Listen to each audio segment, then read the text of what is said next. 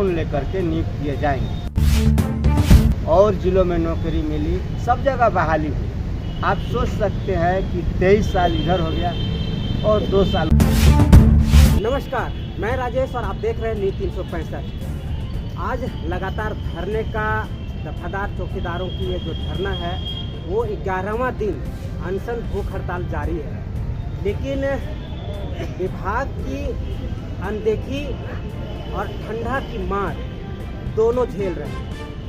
अब अनुमान लगाना ये कितना सही होगा या गलत होगा कि सरकार जिस हिसाब से चल रही है, नहीं लगता है कि चौकीदारों की जो समस्या है वो कभी इनके तक पहुंच पाएगा। अब लगातार कोशिश है कि चौकीदारों की जो समस्या है वो सरकार की कानों तक पहुंचे और उनकी मांगों को लेकर के संज्ञान लिया जाए। आज 11 दिन लगातार धरने की हो चुकी है और सरकार संज्ञान नहीं ली है। आज कृष्णदयाल सिंह जो चौकीदारों की अध्यक्ष हैं उनसे बात करेंगे कि जमशेदपुर टाटा में 1998 से बहाली अभी तक नहीं हुई है और वहां की आश्रितों को लेकर के क्या कह रहे हैं, क्या तकलीफें हैं, किस हाल में जीवन जी रहे हैं, उन विषय पर आज हम बातचीत करेंगे और सीधा जुड़ करके बात करेंगे कि चौकीदारों की जो लड़ाई लड़ रहे हैं आप, वो कितने असरदार है सरकार के लिए, आपकी बातों में कितना दम है जो सरकार आपकी बात मान सकती है। तो जिस तरीके से आप लगातार चौकीदारों के लिए लड़ाई लड़ रहे हैं और हमेशा से संघर्षरत रहे हैं उनकी सुविधाओं के लेकर के, उनका अधिकारों के लेकर के, आज सुनने में आया कि जमशेदपुर में 1998 से जो चौकीदारों की बहाली नहीं हुई है उससे आश्रितों का जो बुरा हाल है वो सरकार कभी भी उनके तक पहुंच नहीं पाई है। क्या कहेंगे इस विषय पर? ये जमशेदपुर के चौकीदार दफ्तरों के आश्रितों के साथ घोर अन्याय हुआ। सरकार का आदेश था अविभाजित बिहार सरकार के गृह आरक्षी विभाग का पत्रांक है 11,287 दिनांक 20 दिसंबर 1995। इसमें आदेश गया था कि जो चौकीदार दफ्तर 1 जनवरी 1990 के बाद सेवानिवृत्त होंगे उनके एक नामित आश्रित एक बार अपवाद स्वरूप मौन लेकर के नियुक्त किए जाएंगे। पूरे बिहार में बहाली हुई, झारखंड में भी बहाली हुई, लेकिन जमशेदपुर जिला ऐसा है जिसको पूर्वी सिंहभूम जिला बोलते हैं।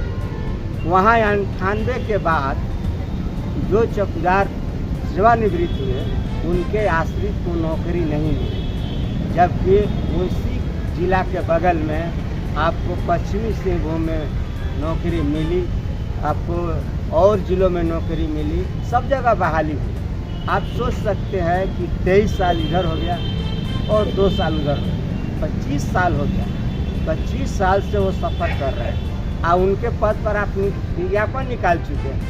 इस अन्याय का अगर कहा जाए कि सरकार जो लापरवाह है उससे ज़्यादा उसके पदाधिकारी लापरवाह है।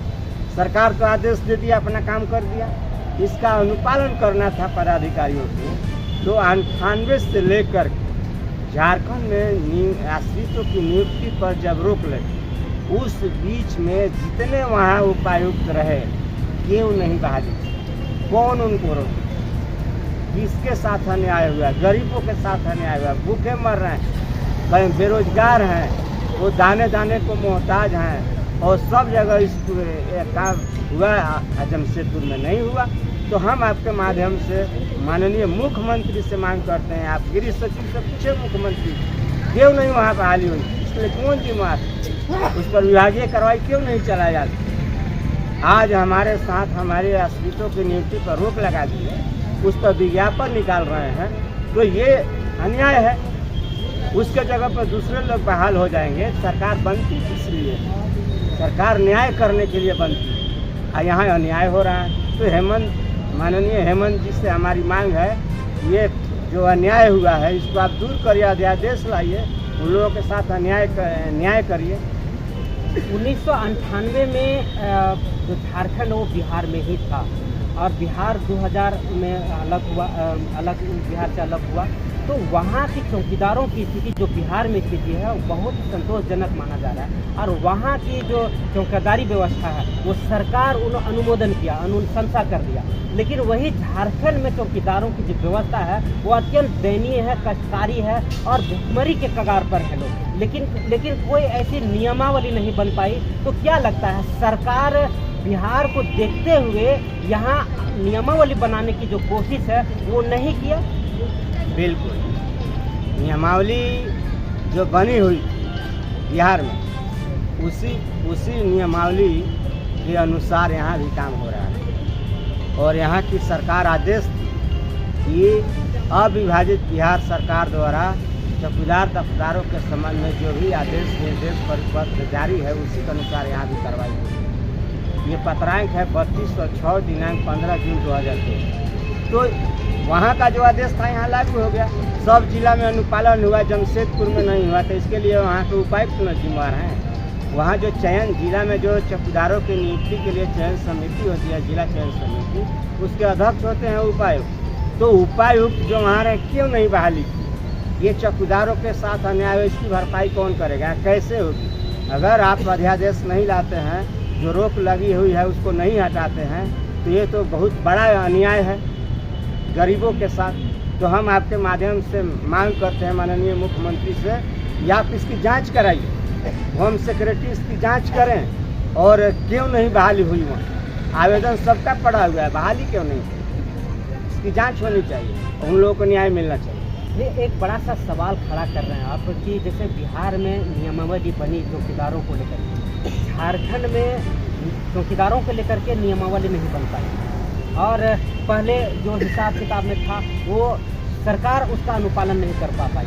तो जैसे जिस जिला में बहाली निकलनी चाहिए वहाँ के उपायुक्त उस मामले को दबा दिए या फिर उस पर अनुपालन नहीं करवा पाए, इसका मजबूरी मानते हैं या फिर किसकी गलती है, किसकी चूक है?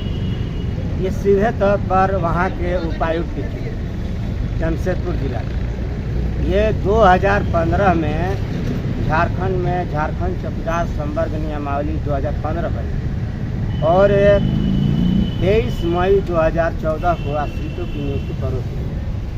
तो इसके पहले हम तो कह रहे हैं कि रोक लगने से पहले उनकी बहाली क्यों नहीं बहाली? नहीं तो सरकार भी तो उपायुक्त लोगों से रिपोर्ट नहीं मांगा ना, तो कहीं न कहीं सरकार ही उस पर बिल्कुल बिना संज्ञान का बिल्कुल हम लोग ऐसा है नहीं कि मैंने हम लोग चुप थे, हमेशा मांग करते रहे। वहाँ बहाली नहीं हो रही है, बहाली कराइए। वहाँ का आदेश, वहाँ के उपायुक्त को आदेश दिए, हमने कई बार वहाँ जाके ज्ञापन भी सौंपा है डीसी को जमशेदपुर में, इसके बावजूद भी नहीं हुआ। यही जांच का विषय है, सब जगह बहाली किया, वहाँ क्यों नहीं? इसके लिए दोषी कमो बेशी सरकार भी है और उससे ज़्यादा पदाधिकारी है। सरकार अपना आदेश दे दिया इस तरह से इनकी बहाली होगी और उसका अनुपालन अफसर नहीं किए तो उस पर विभागीय कार्रवाई शुरू करिए। आज भी अगर वो कार्यरत हैं कहीं, चाहे जितने बड़े पद पर, उन पर विभागीय कार्रवाई शुरू करिए। गरीबों के साथ अन्याय हुआ है। तो जैसे हमारा कहना है कि सरकार जो है इस विषय पर आप धरना लगातार 23 सालों से अधिकारों के लिए लड़ाई लड़ रहे हैं। आज अमरण भूख हड़ताल आपका 11 दिन हो गया और ऐसे भी 20-25 दिन आप धरना पर से बैठे हुए। लेकिन सरकार की जो नीति है, रवैया है, उस हिसाब से अभी तक आपकी मांगे पूरी नहीं हो पा रही है। तो क्या लगता है सरकार फिर वही स्थिति अपना रही है जो आज 1998 में जो अपना रही थी? ये देखिए सर, हम लोगों का 24 दिन हो गया आज आंदोलन। 24 दिन में सरकार संज्ञान नहीं, तो ये लोकतंत्र कमजोर करने का ये लोग रास्ता किया है। लोकतंत्र में अहिंसात्मक जो आंदोलन चलता है उसको संज्ञान में लेना चाहिए। उनकी क्या समस्या है उसके बारे में संज्ञान लेना चाहिए।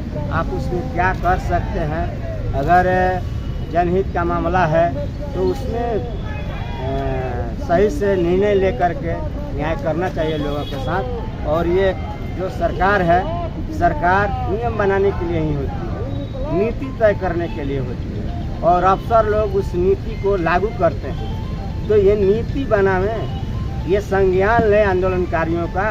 आज मैं अखबार पढ़ रहा था कि आंदोलनकारियों को आरक्षण सरकार देगी सरकारी नौकरियों में। वो कौन आंदोलनकारी थे? राज बनाने के लिए आंदोलनकारी होंगे और किस कोई अन्याय होगा उसके लिए आंदोलन किए होंगे, तो उसके लिए उनको आप प्रश्रय दे रहे हैं। लेकिन जो आपके द्वार पर आके यहाँ बैठते हैं, आप शासन में हैं, तो आपके पदाधिकारी क्यों संज्ञान में नहीं ले रहे हैं, इसका खोज खबर लेना चाहिए सरकार को और उस पर कार्रवाई करनी चाहिए। जो इसके लिए रिपोर्ट है कि जो आंदोलनकारी हैं उनकी क्या मांगे हैं और उनके मांगों के बारे में सरकार क्या सोच रही है और उसका क्या विचार है, हमारे तक तो आना चाहिए। ये तो सरकार का द्वार, ये राजभवन जो धरना स्थल है, ये झारखंड सरकार का द्वार है। हम उनके द्वार पर आकर 24 दिन से हम बैठे हुए और 24 दिन में उनका कोई प्रतिनिधि आकर हमसे नहीं कहा कि आपकी मांग सरकार के यहाँ चली गई है, उस पर सरकार ये बात बोली, तब ना हम कोई फैसला करते। लेकिन ऐसा तो कुछ नहीं हुआ। इसीलिए मैं कह रहा हूँ कि लोकतंत्रात्मक तरीके से भारत में शासन चालू है, लेकिन ये केवल दिखावे के लिए।